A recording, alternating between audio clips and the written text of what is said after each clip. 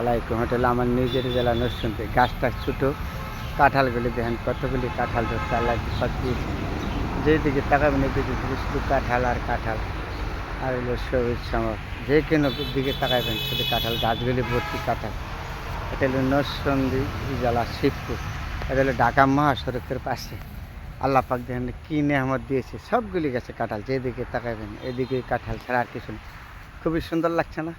এই যে গাছগুলি ভর্তি কাঁঠাল, কত সুন্দর সুন্দর কাঁঠাল। সবুজ শ্যামল। এই দিক দিয়ে তাকাবেন বাড়িঘর, ওই দিক দিয়ে যেমন দেখা যাচ্ছে সম্পূর্ণ বাড়িঘর, এই দিক দিয়ে বাড়িঘর। আর কৃষকদের গেছে অনেক নিয়ামত পেয়ে। এই ফলটা হইলো আপনার শরবত থেকে বড়, হইলো আপনার ফরমালি মুক্ত কাঁঠাল। এটা হলো নরসিংদী জেলার জন্য শরবত থেকে বেশি হইলো যে কোনো জন্য তরকারি কাঁঠাল, এগুলো নরসিংদী জেলা। এই গাছটা কীরকম ছোটো দেখছেন, গাছটার কাঁঠাল দেখছেন কত দিচ্ছে। আল্লাহ কত বড় নিয়ামত দিয়েছে, এই গুণ শেষ করা যাবে বলে। আল্লাহ পাক রব্বুল আলামিন কত বড় নিয়ামত যে দিয়েছে। এই জায়গাটা হলো নরসিংদী জেলা, ঢাকা সিলেট মহাসড়কের পাশে।